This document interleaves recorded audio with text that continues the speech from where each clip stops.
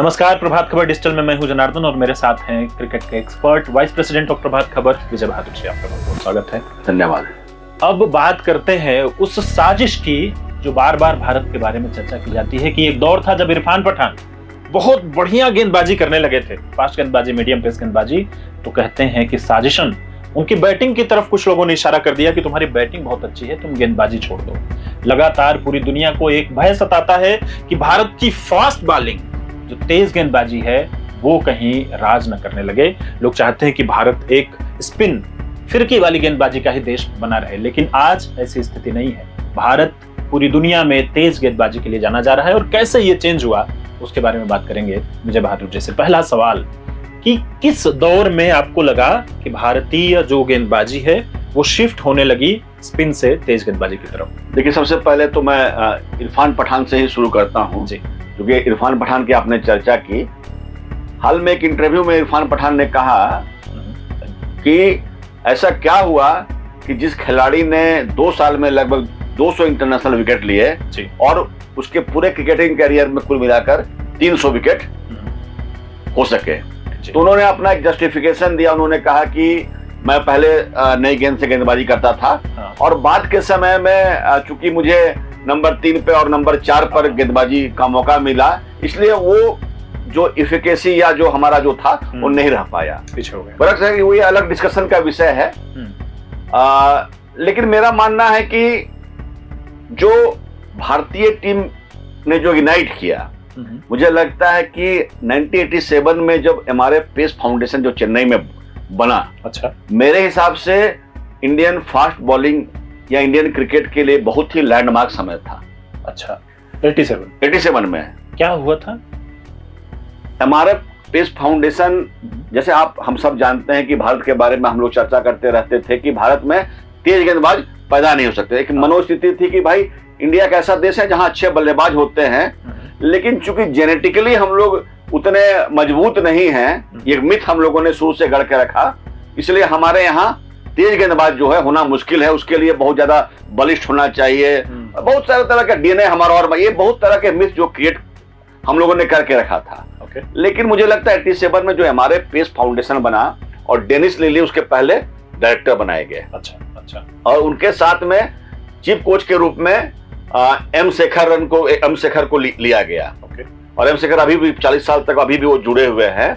मुझे लगता है कि भारतीय फास्ट बॉलिंग अटैक को लेकर एक वो मील का पत्थर साबित हुआ। लिली खुद एक तेज गेंदबाज, हाँ, लिली, और उन्होंने उसके बाद उस फाउंडेशन का काम था कि जो होता है टैलेंट हंटिंग, जगह जगह से वैसे जो गेंदबाजों को जिनमें स्पार्क दिखता था उनको लाया गया, उनकी ट्रेनिंग किया गया, उनका बॉलिंग का एक्शन चेंज किया गया, उनको भोजन उस तरह से दे लगा ताकि वो ऑलराउंड रूप से डेवलप होने। उसके बाद से बहुत सारे तेज गेंदबाज आप देखें, जहीर खान से लेकर वरुण आरोन तक बहुत सारे खिलाड़ी उसी पेस फाउंडेशन से आए, और अभी भी बहुत सारे जो खिलाड़ी हैं उसी से नर्चर हो रहे हैं। वहां पे एक तैयारी शुरू हुई, लोगों ने उदाहरण देखे, उस तरह का बॉलिंग एक्शन या उस तरह की स्पीड को मैच कराने की कोशिश शुरू कर दी गांव-गांव में छोटे छोटे बच्चों ने, और आज उसका प्रतिफल हम दिखाई देते हैं कि उमरान मलिक और मयंक यादव जैसे खिलाड़ी 140-45 तो बहुत आसानी से फेंक रहे होते हैं। लेकिन बहुत लंबे अरसे तक ऐसा था कि भाई डरिए वेस्ट इंडीज के फास्ट गेंदबाजी से, डरिए ऑस्ट्रेलियाई फास्ट गेंदबाजी से, लेकिन ये डरिए भारत की तेज गेंदबाजी से, ये कब शुरू हुआ?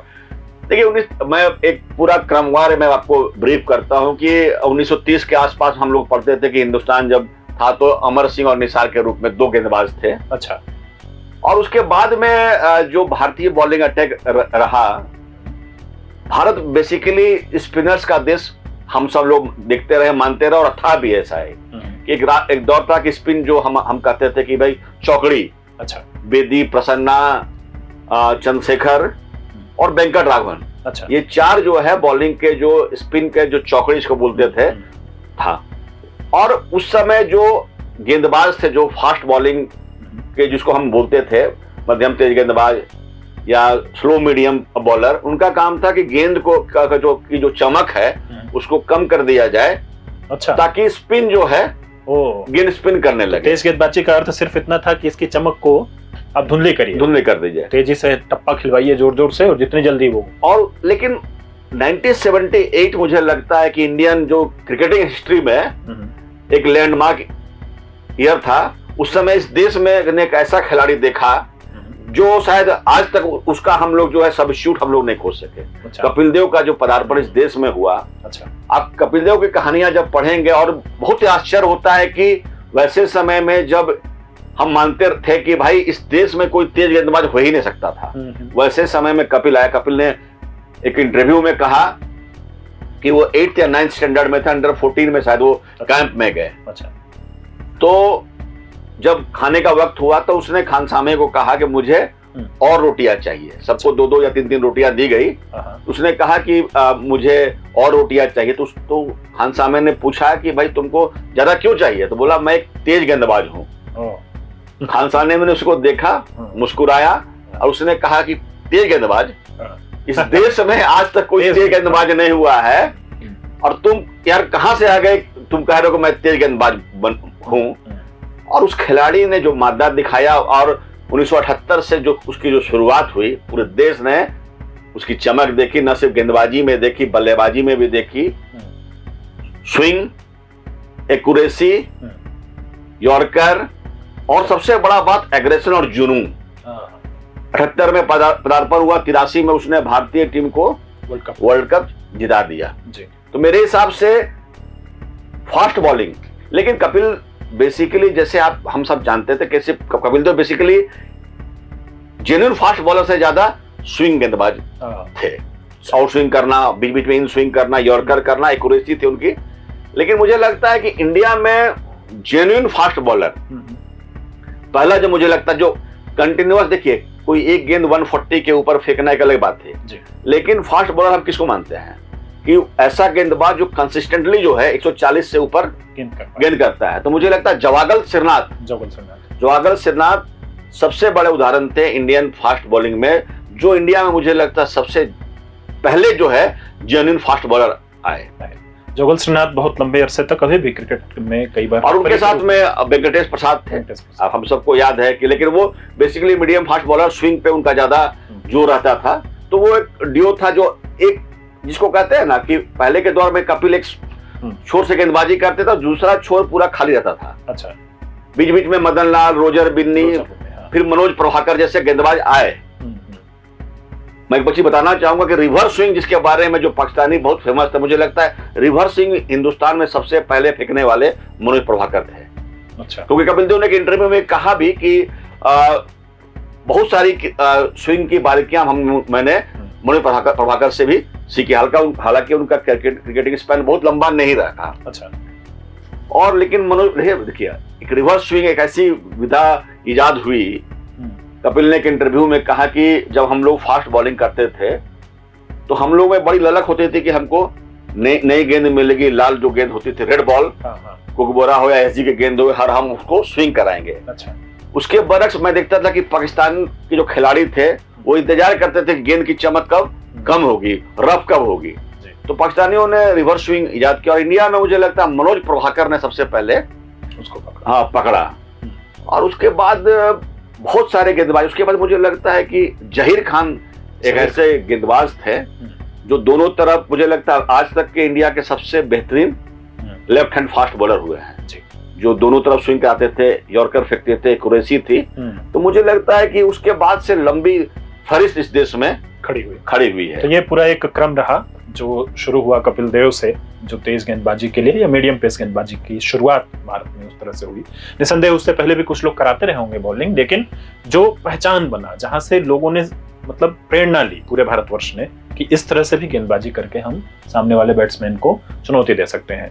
बाद के दौर में जब वो क्रम आगे बढ़ता है तो हम पाते हैं कि जवागल श्रीनाथ, वेंकटेश प्रसाद, अजीत अगरकर के साथ फिर जहीर खान का जो पूरा एक दौर आता है। जहीर खान शुरुआत में आपको याद हो 2003 के वर्ल्ड कप या उसके आसपास में, तो बाल भी थोड़े लंबे थे और वो उछलते थे।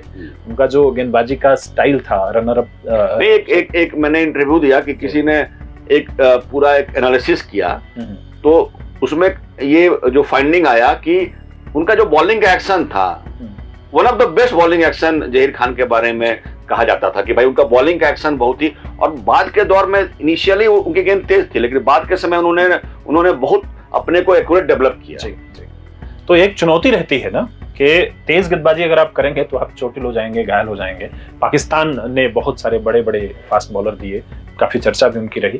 भारत में जब ये दौर आया कि नहीं तेज गेंदबाजी, तो ये हुआ कि भाई चोटिल होना, क्योंकि ठीक जहीर खान के बाद आशीष नेहरा लंबे समय तक तेज गेंदबाजी के मतलब कमोबेश वही उसको अगुवाई करते नजर आते हैं।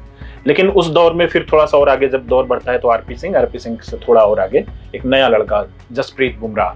लेकिन इन सब का चोटिल होना एक बड़ा कॉमन सा फिनोमेना हो जाता है। देखिए, मैं आशीष नेहरा की भी चर्चा करना चाहूंगा, क्योंकि देखिए जैसे मैंने कहा ना कि जवाहरलाल श्रीनाथ और वेंकटेश प्रसाद का ड्यू था। मतलब देखिए, तेज गेंदबाजी के बारे में कहा जाता है या किसी भी गेंदबाजी के बारे में कहा जाता है कि जो गेंदबाज जब एक कॉम्बिनेशन बनता है तो ज्यादा इफेक्टिव होता है।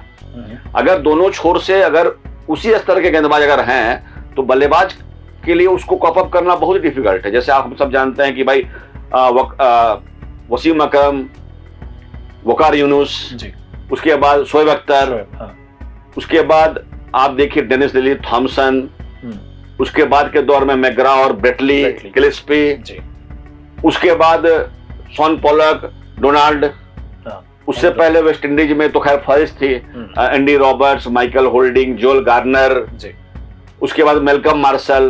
तो ये जो चौकड़ी या जो तिकड़ी या जिसको बोलते हैं ना कॉम्बिनेशन की गेंदबाजी से बल्लेबाजों के लिए जीना मुहाल हो गया था। और मुझे लगता है कि आशीष नेहरा और जहीर खान की गेंदबाजी बहुत, अब मुझे याद है कि इंग्लैंड का एक मैच था, इसमें मुझे लगता है वनडे के मैच में 6 विकेट, हमको लगता है 6 विकेट आशीष नेहरा ने लिया था।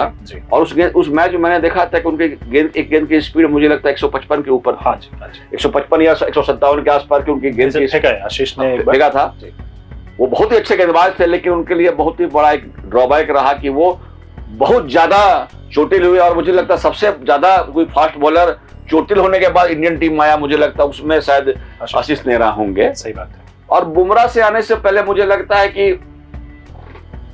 एक और नाम मुझे लगता है कि हम सबको हम जहन में हमारे है, ईशांत शर्मा। ईशांत शर्मा ने भी बहुत चमक दिखाई, उनके भी 300 से ज्यादा विकेट टेस्ट क्रिकेट में हैं। और पॉन्टिंग जैसे बल्लेबाज भी, उनसे मुझे लगता है कि उनको बहुत परेशान किया पॉन्टिंग ने।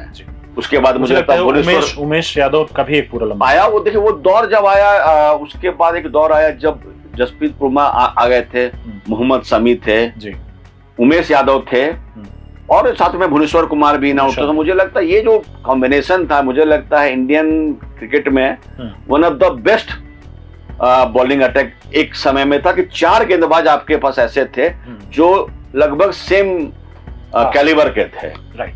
अभी एक इंटरव्यू में हाल ही में वो रील बड़ी वायरल हो रही थी कि उसमें वीरेंद्र सहवाग कह रहे होते हैं कि मुझसे कहा गया कि जाइए और मारिए, और जब मैं मारने के लिए गया तो गेंद आ रही है 145 155 की रफ्तार से, तो समझ नहीं आ रहा है कि कैसे मारे। तो ये जो खौफ है, वीरेंद्र सहवाग बहुत ऊंचे दर्जे के बल्लेबाज हैं, लेकिन उनके लिए भी 155 150 की गेंद पे कंटिन्यूअस खेलना टफ हो रहा है। तो ये जो भारत के गेंदबाजों ने 140-45 की स्पीड पकड़ी और उसके पीछे रह जाते हैं अनिल कुंबले, उसके पीछे रह जाते हैं हरभजन सिंह, उसके पीछे रह जाते हैं, मुझे लगता है कि और इस दौर में स्पिनर गेंदबाजी में बीच बीच में मुरली कार्तिक करते थे, थोड़ा दौर हमने रमेश पवार का देखा। तो वो जो हम कह रहे हैं ना कि वो जो एक दौर निकलता गया, स्पिन कमजोर होता गया, वो आप कहां से देखते हैं?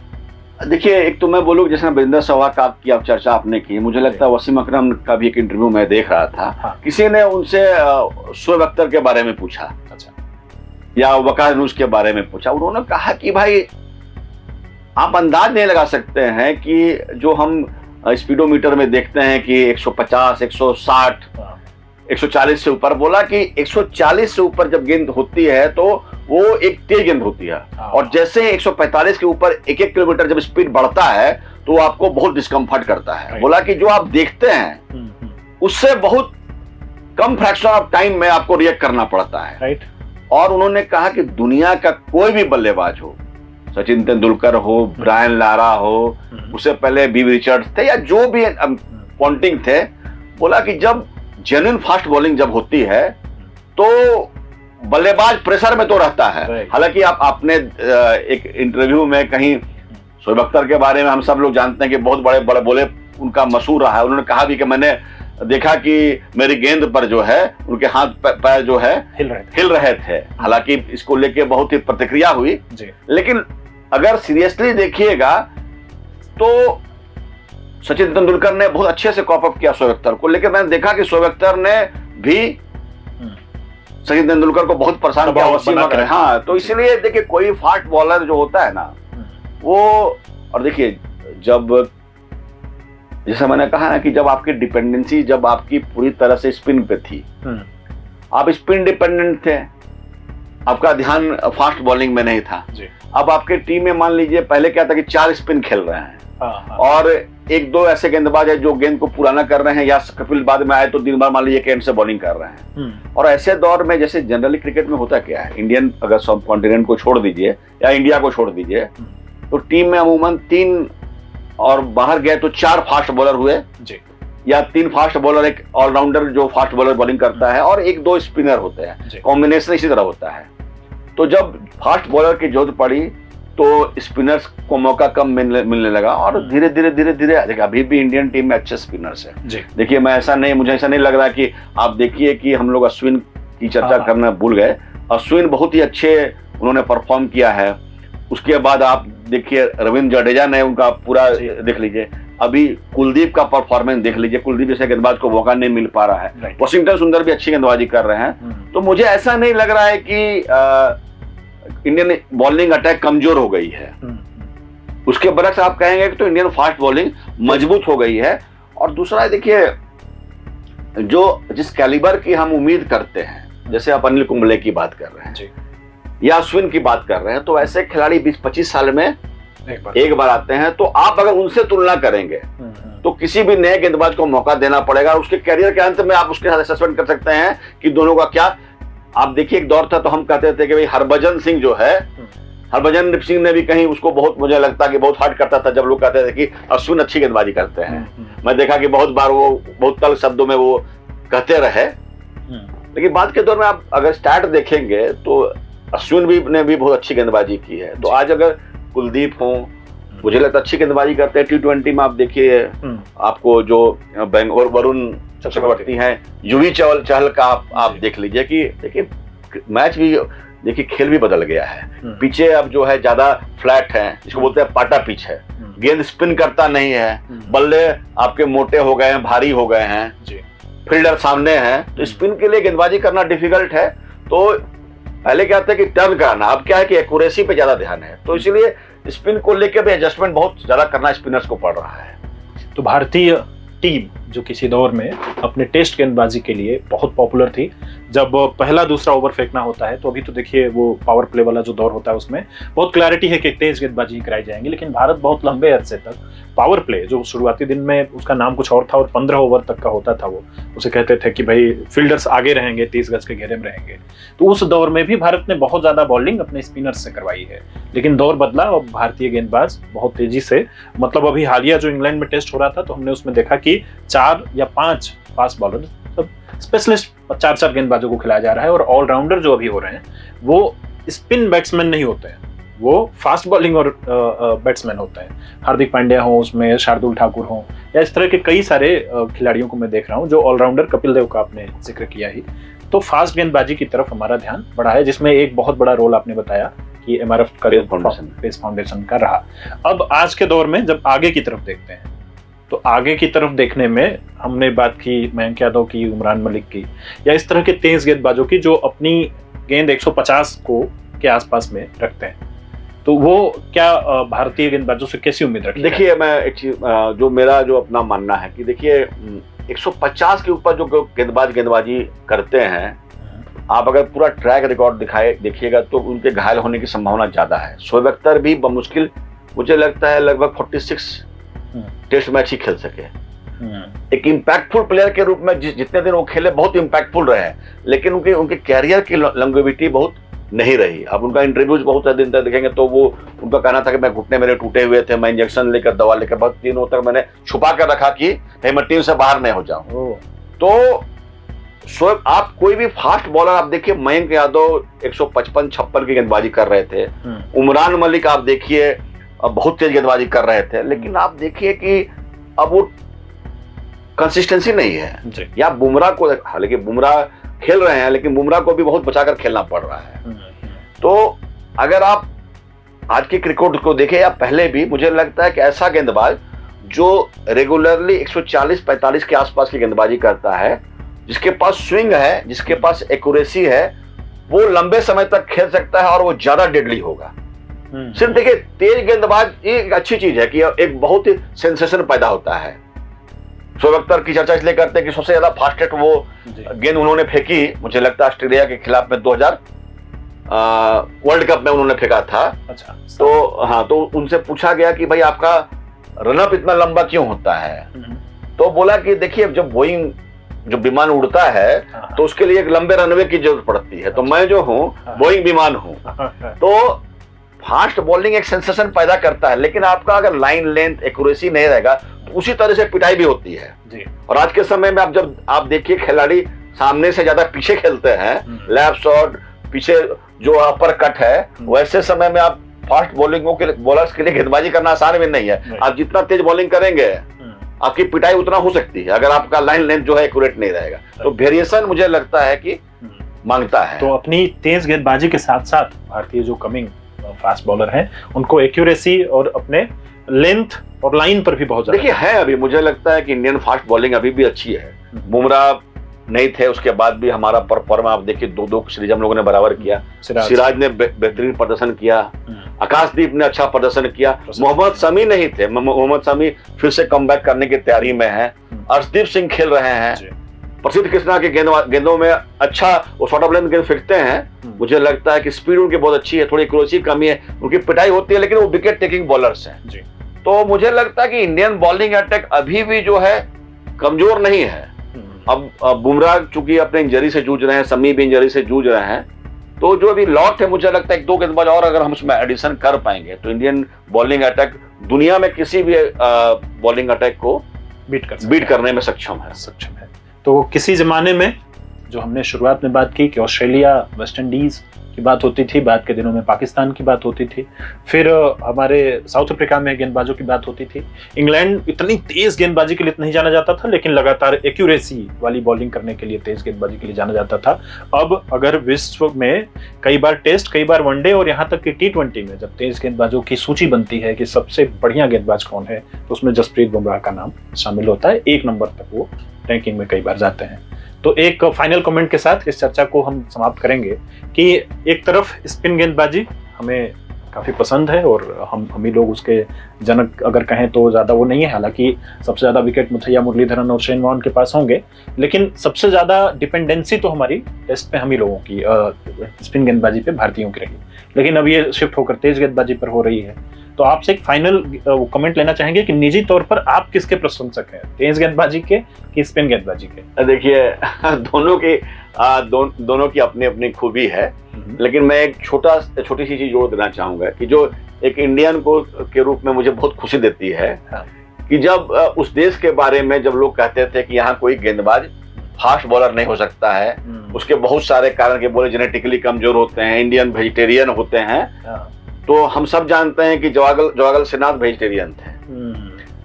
उसके बाद आज कोई चर्चा जब करता है कि जसप्रीत बुमराह के बारे में, और दुनिया का जो बड़ा से बड़ा नाम है वो कहता है, वसीम अकरम से लेके मैगराथ से लेके जो लोग कंटेम्प्रेरी से पहले खेले, वो कहते हैं कि इस तरह का गेंदबाज 50-100 साल में एक बार होता है।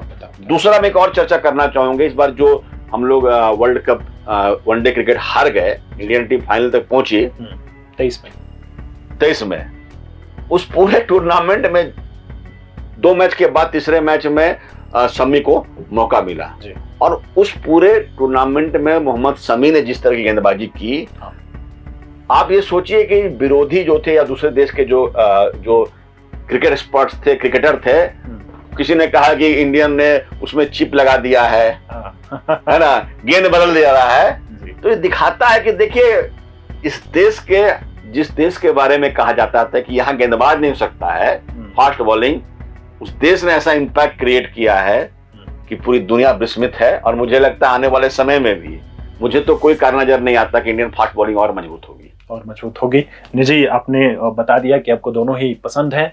भारत में ही एक और क्रिकेट टीम है जो यहाँ पे नर्सर ज्यादा होती है। भारत ने अपनी टेस्ट की कला उनको दे दी है, अफगानिस्तान को। काफी चर्चा में है उनकी स्पिन गेंदबाजी।